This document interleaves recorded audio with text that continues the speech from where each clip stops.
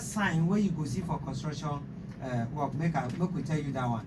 You suppose pay us for this one, so but because na our work, you no go pay us. All right, our work na to inform you.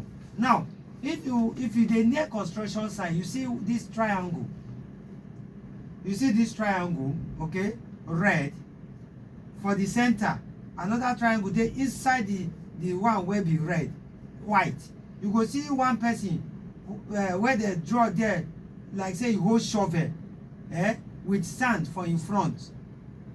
That thing na e mean say you don dey approach construction site.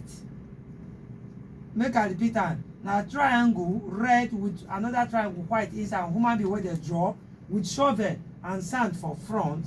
E mean say na wetin? E mean say na construction site.